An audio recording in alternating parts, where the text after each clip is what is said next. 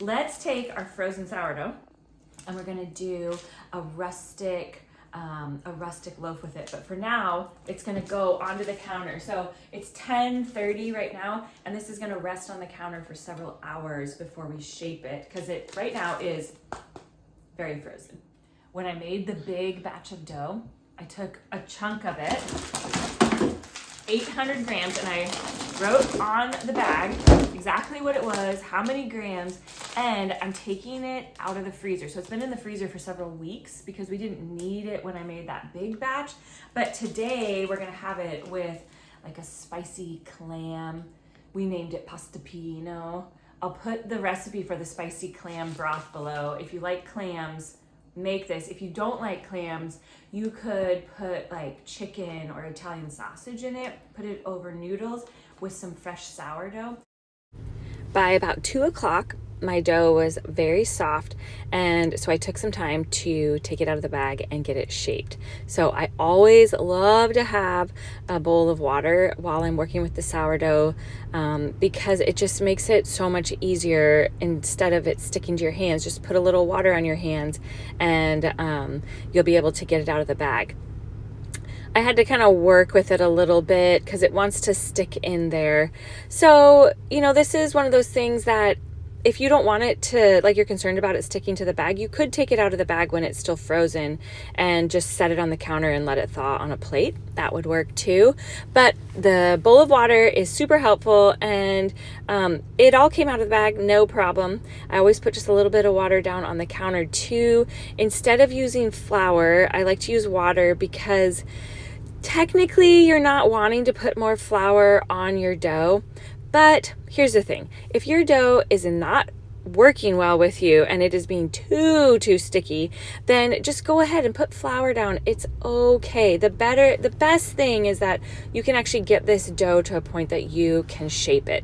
Now, I noticed already, oh my, this dough is very, very soft and floppy. I couldn't even get it to pull back on itself on the counter. And so if you're having that same problem, pick it up.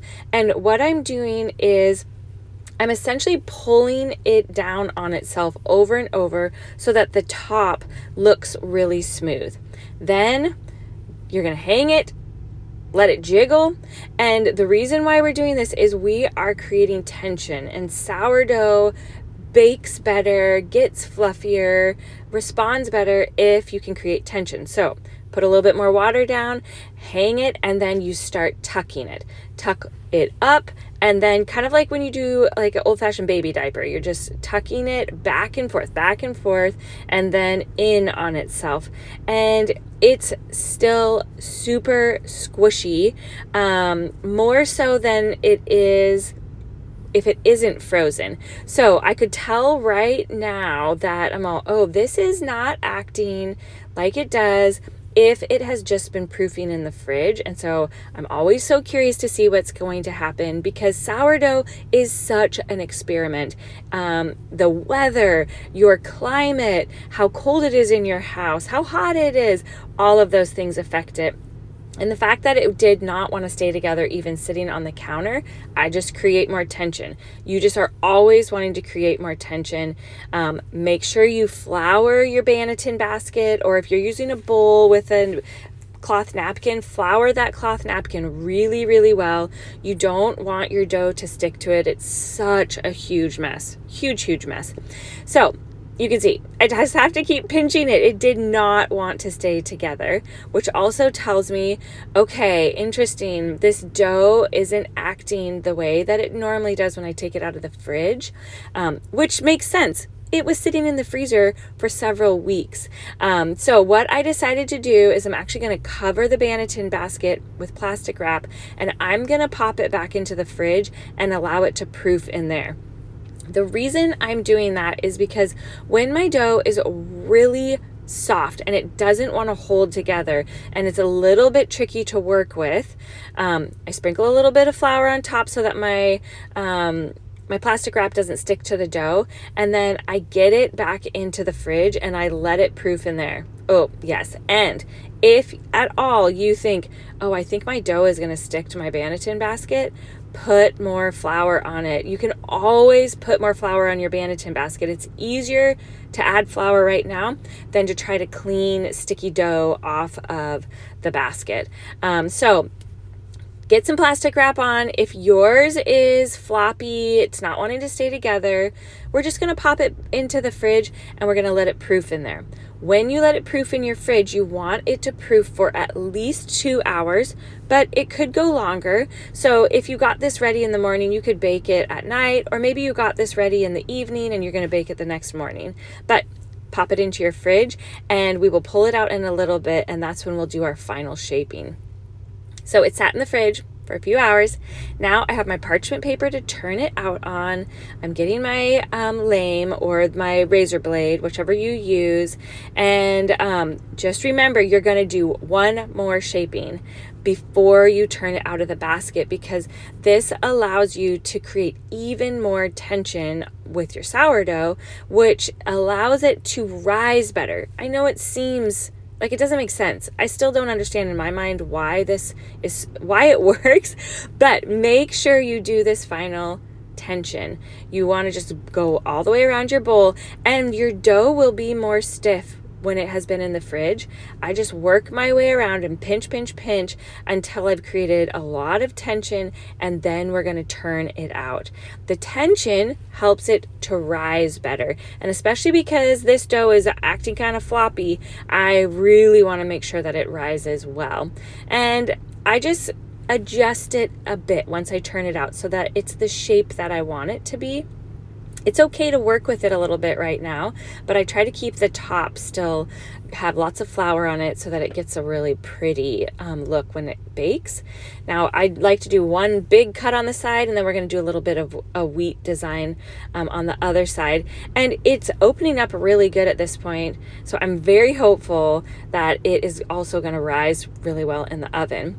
Because I thought I need to bake this a little longer because the dough is very, very moist, I did not preheat my Dutch oven.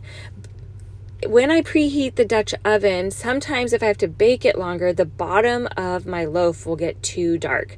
So if you're having an issue with the bottom of your loaf getting too dark, just don't preheat your Dutch oven, and then it will take a little bit longer for that to come up to heat, and the bottom of your bread should bake better. So that's one little trick you can try. So I just pick up the parchment paper, put it in here, and remember, I didn't preheat my Dutch oven so I can touch it. It's not hot.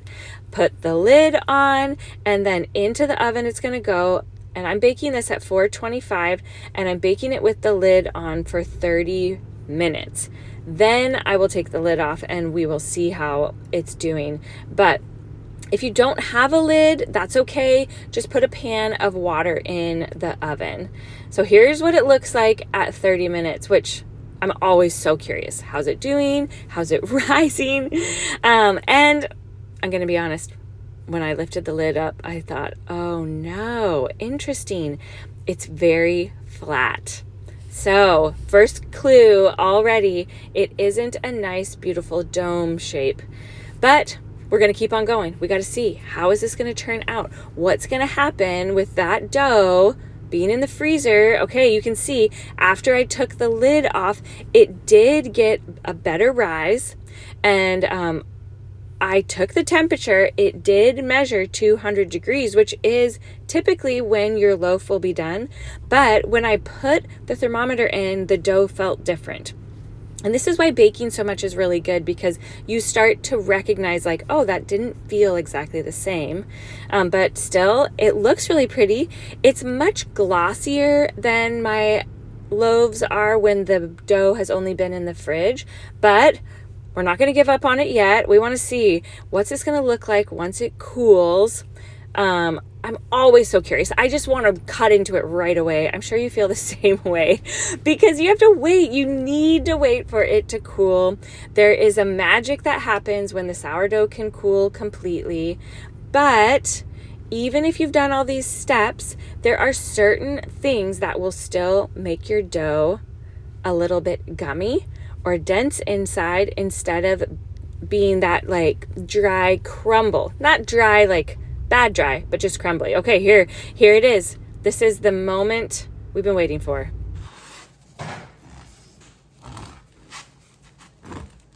Okay, let's see. Oh, look at that. Interesting. It's very doughy. Uh-oh. I know. Remember how I said it wasn't rising, right? Okay. This is what it does after it was frozen.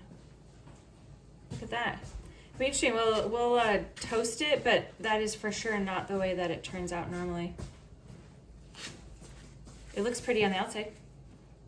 But now I know I won't freeze this dough. The dough, when I freeze it for the pizzas, works. But this is interesting. I'm all, how would you get it to not do that? Have to think on that. So that's the first test.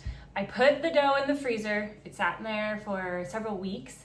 And then I took it out and it actually thawed in the fridge. Then it proofed in the fridge and then I baked it. But look, I know it's hard to tell in the video. It actually looks kind of nice on the video. It's super doughy. So I'm gonna do some more experimenting and see how can we freeze the dough and have it bake up properly. When it acts like this, it's telling me that the sourdough bacteria, enzymes, the sourdough is not strong enough to get it to rise. So if this is what yours is doing too, it's like super gummy inside, then I would say we need to work on your starter to get it stronger so that when it gets into the oven, it can rise better. But we're gonna toast this up and it will not go to waste. I think I could still make like croutons or something with it. But okay, first test with the big batch of dough into the freezer, and now you know. I'll let you know. I'll keep bringing you along as I test out some other ways to do it. I have some thoughts. Maybe it shouldn't have thawed out in the fridge. Maybe that was where it was too long. We'll see. But it still looks pretty, and we will still eat it. So it is not going to go to waste, but it's definitely too dense and doughy, which is so fascinating because that same dough made beautiful loaves. It made sourdough sandwich bread, focaccia bread. I made all sorts of stuff. So my next test is going to be, oh, dinner's ready. My next test is going to be, can I freeze the dough and make focaccia bread? But stick around. We're so glad that we get to bake together. I had to show you. The family ate the entire loaf of bread with dinner.